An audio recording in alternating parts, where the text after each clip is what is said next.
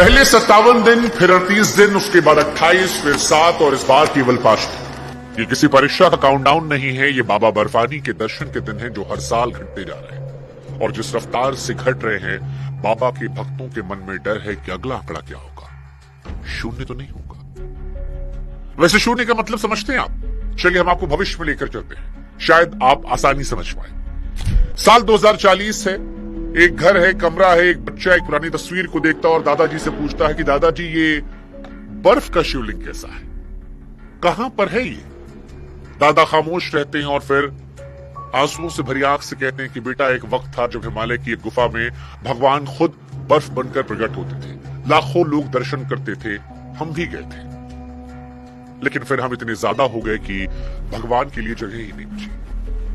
देखिए ये सीन काल्पनिक है, ये कहानी काल्पनिक है, लेकिन जिस रफ्तार से गिनती गिर रही है, ये सीन हकीकत बन जाए तो हैरान मत होइएगा। और इसकी शुरुआत हो चुकी है। 7 जुलाई 2026 की सुबह हजारों भक्त जब हम भोले बोलते हुए बाबा अमरनाथ की गुफा में दाखिल हुए तो अंदर का नजारा देखकर पैर जम गए, क्योंकि जिस जगह पर बाबा बर्फानी विराजते थे वहां सिर्फ गीला पत्थर था, शिवलिंग गायब था। ये न चोरी हुआ न तोड़ फोड़, बस बाबा चले गए। जो लोग गुफा के अंदर थे वो तो फिर भी किस्मत वाले थे, कम से कम वहां थे। असली दर्द उनका है जो रास्ते में है, क्योंकि 3 लाख से अधिक श्रद्धालु, किसी ने महीने पहले रजिस्ट्रेशन कराया, किसी ने सालों से कमाई जोड़ी, कोई बुजुर्ग मां आखिरी यात्रा मानकर घर से निकली, और सबके हिस्से अब खाली गुफा है।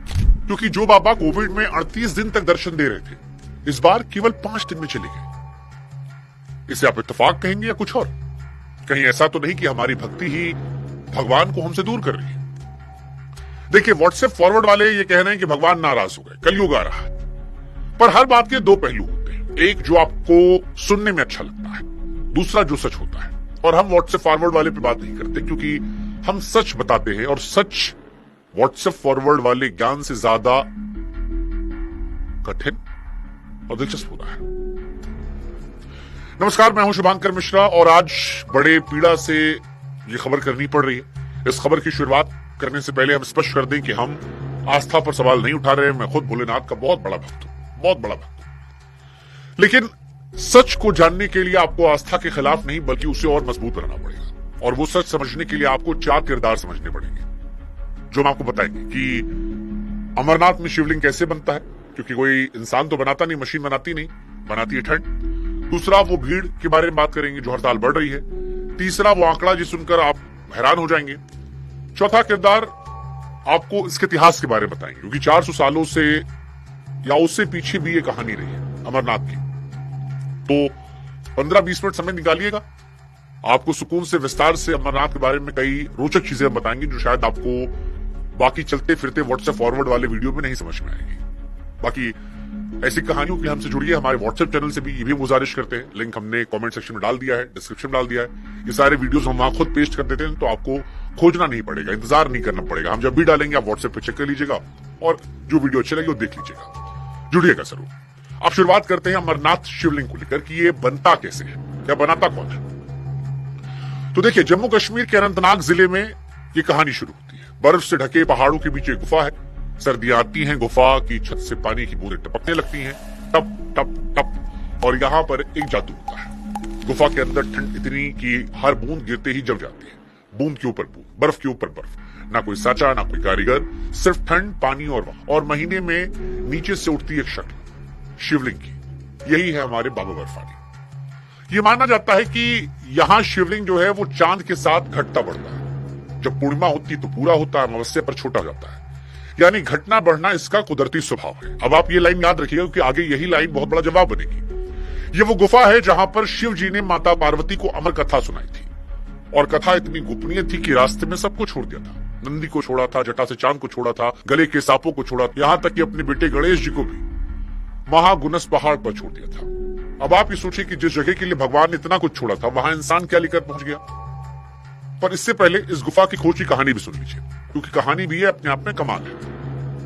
अमरनाथ के इतिहास हम आपको बताते हैं, क्योंकि अमरनाथ के दर्शन अब आप नहीं कर सकते, वहां पर शिवलिंग गायब हो गया, लेकिन कहानी आप सुन सकते हैं। और इस कहानी को सुनने के लिए आपको 2000 साल पीछे चलना पड़ेगा। कश्मीर के सबसे बड़े इतिहास ग्रंथ राजत रंगणी में लिखा है कि उस दौर के राजा संधिमान आर्यराज गर्मियों का पूरा मौसम जंगल के ऊपर बनने वाले बर्फ के शिवलिंग की पूजा में बिताते थे। यानी ईसा के जमाने में भी बाबा बर्फानी वहां थे और पूजे जा रहे थे। 6वीं सदी के नीलमत पुराण में अमरेश्वर का साफ साफ जिक्र है और भंगरीश संहिता में गुफा तक का पूरा रास्ता पड़ाव दर पड़ाव लिखा है। 15वीं सदी में कश्मीर के सुल्तान जैनुल आबिदीन, जिन्हें कश्मीरी प्यार से बादशाह कहते हैं, वो खुद इस गुफा की यात्रा पर गए थे।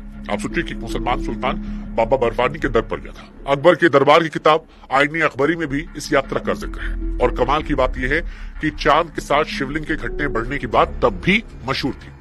फिर कहा जाता है कि इस बीच के दौर में गुफा नजरों से ओझल हो गई और करीब 250 साल पहले गरीब मुसलमान चरवाहे बूटा मलिक ने इसे दोबारा खोजा। मान्यता है कि एक साधु ने उसे कोयले की थैली दी, घर पहुंचा तो कोयला सोना बन गया था, शुक्रिया करने को लौटा तो साधु की जगह ये गुफा मिली और फिर आगे की कहानी बाबा बर्फानी को लेकर आई। साल 1898 में स्वामी विवेकानंद जी भी यही दर्शन करके धन्य हुए थे। अब इस पूरे इतिहास की सबसे बड़ी बात सुनिए। 2000 साल में राजा आए, रानियां आई, सुल्तान आए, संत आए, दौर बदले, सल्तनत बदली, तख्त पलटे, लेकिन हर बार गुफा में बाबा मिले। 2000 साल में ठंड ने कभी धोखा नहीं दिया।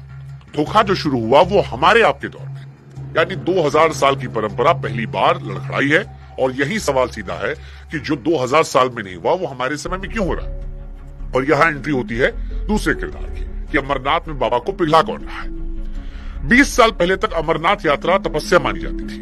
मिट्टी और पत्थरों के कच्चे रास्ते, पतली पगडंडियां, हड्डियां जमा देने वाली ठंड। पुराने यात्री बताते हैं कि जुलाई में भी दस्ताने कांपते हाथों से पहनने पड़ते थे। तब हर साल ज्यादा 1 लाख भक्त पहुंच पाते थे। इसके बाद विकास के नाम पर हमने पहाड़ पर चढ़ना शुरू कर दिया। 3 बदलाव। पहला, जो पतली पगडंडियां थी वो 12 फीट चौड़े रास्ते बन गई, जिन पर आज जीप और ट्रक दौड़ती है। पुराने रास्ते और आज के रास्ते में जमीन आसमान का फर्क है। दूसरा, लंगर और जनरेटर जो पहले नीचे के पहाड़ों तक थे वो गुफा के बिल्कुल पास पहुंच गए, उसी गुफा के पास जिसकी ठंडक शिवलिंग की जान है। और तीसरा, अब रोपवे यानी केबल कार को मंजूरी मिल चुकी है और शेषनाग से पंचतरणी के बीच सुरंग की बात चल रही है। यानी आगे आने वाले वक्त में बिल्कुल निर्माण जो है वो गुफा के करीब पहुंच जाएगा।